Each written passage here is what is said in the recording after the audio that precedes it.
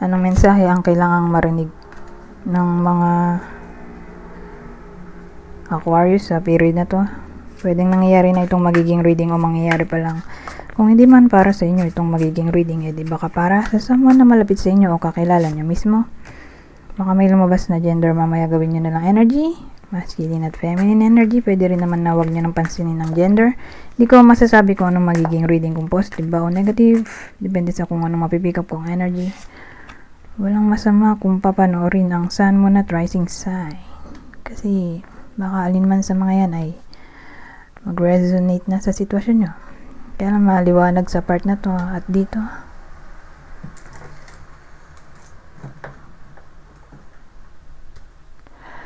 Ito na lang. Kaya lang madilim na. So ito na lang basahin ko. So meron tayo dito ang 9 of Swords. Ay, 7 pala to. 7 of Swords, Page of Wands, at Ace of Swords.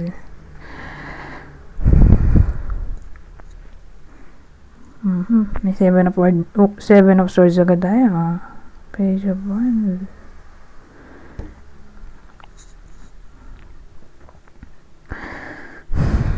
Well, sa case na to, hindi ko naman to nabavibe na may third party or betrayal na maaaring mangyari o nangyayari na.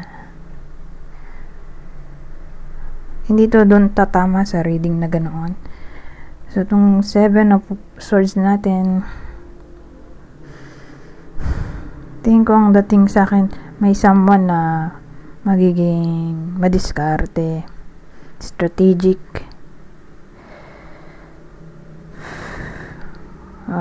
clever sa period na to. Magiging somewhat energetic siya, kumbaga gusto niya mag-try ng something new, gusto niya mag-adventure o mag-explore ng mga kung ano-ano. Ngayon, since nandito tong Ace of Swords natin, so malaki ang chance na may madidiscover siyang something na magbe-benefit siya at pwede rin mag-benefit ang ibang tao, na para bang brilliant idea. May maisip siyang brilliant idea sa period na to. So again, may ganong energy dito ng iba sa inyo na magiging palaaral, curious, gusto mag-experiment, ganyan. So kung ano man yung i-invent niya dito, magiging somewhat successful sa period na to. Kasi magiging ano siya rito, creative. Wala creative. Ay, 3 minutes na, hindi tayo pwede magtagal. Hindi katulad dati. Pwede tayo magtagal. Ayun, 10 minutes lang tayo.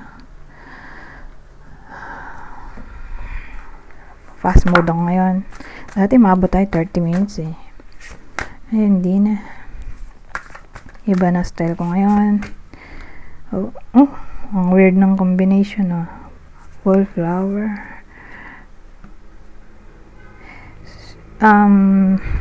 Sa ganitong sitwasyon, kasi itong wallflower, di ba, sa club o party, mga tao usually nakatayo, nagsasayaw, nakipag-socialize.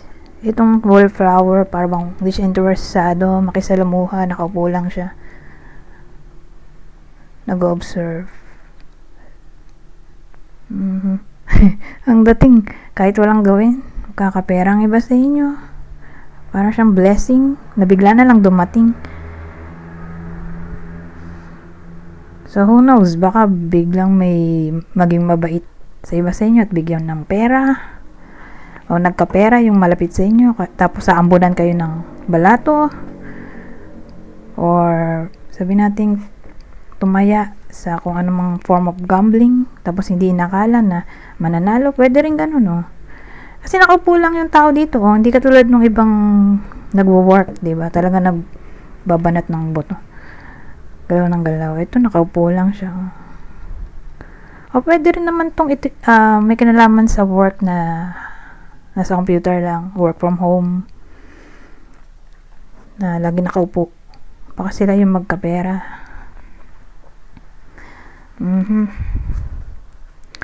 Anyways,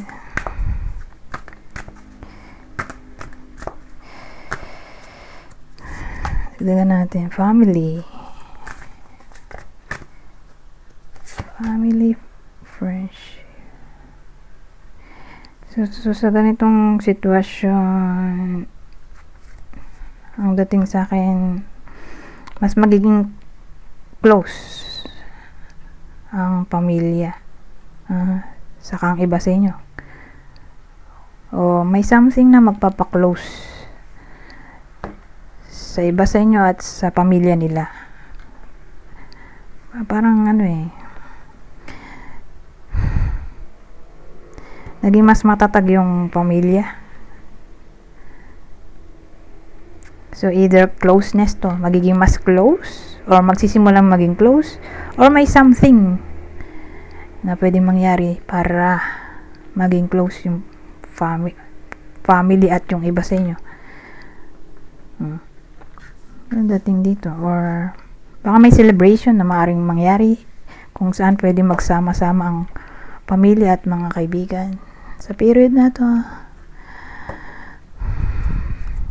Anyways, 6 minutes na. Ito, ano pang masasabi nito?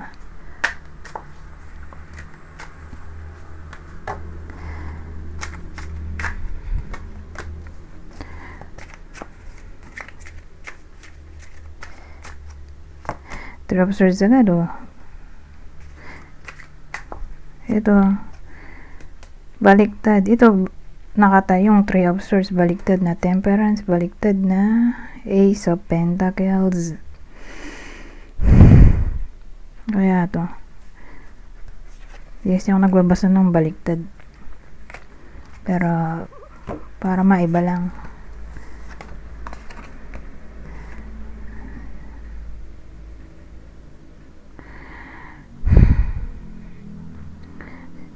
Etong heartbreak ay manggagaling sa loss of opportunity,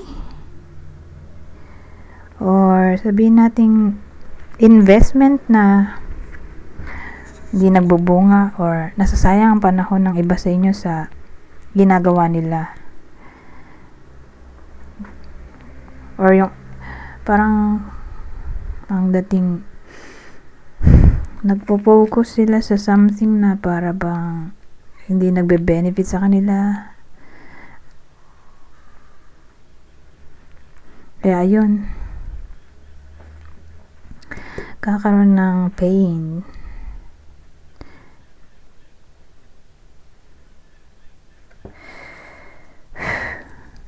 Yung iba baka mawalan ng pera o manakawan.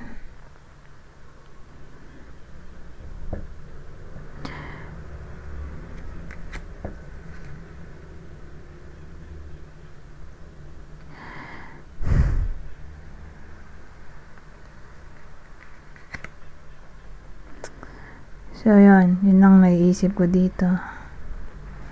Anyways, ito na tayo sa susunod. Ano pang masasabi nito?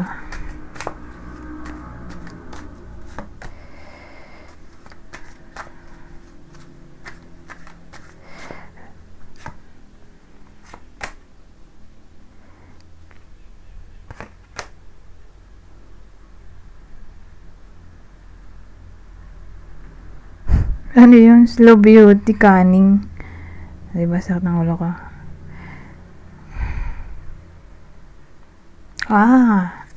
Ito ang naisip ko. Well, ang dating sa akin, sabihin natin, may nililigawan yung iba sa inyo, o crush, o pinipursue. So, at first, parang di type yung iba sa inyo nung crush nila. So, applicable lang to sa single. So, as time goes by, na lagi nilang nakakausap o lagi nilang nakakasama, doon ay effect yung beauty nila. So, sa madaling salita, mapofall sa kanila yung crush nila. Slowly but surely. Pero, hindi yun nangyayari by chance, kundi ginamitan nila yun ng strategy. Doon na papasok yung cunning. So, ewan ko kung paanong strategy ang gagawin ng iba sa inyo. Pero mukhang i-effect.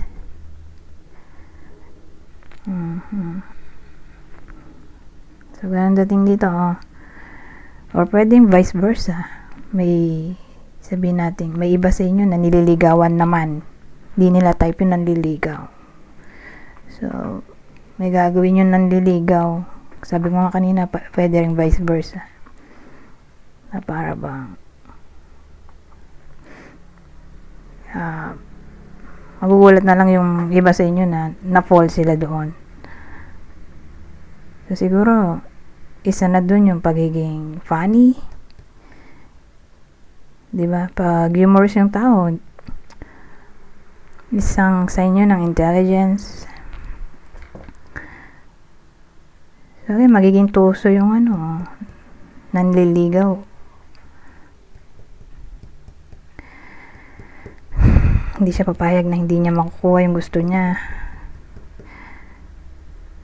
At willing siya maghintay. May slow dito hanggang sa magustuhan sila.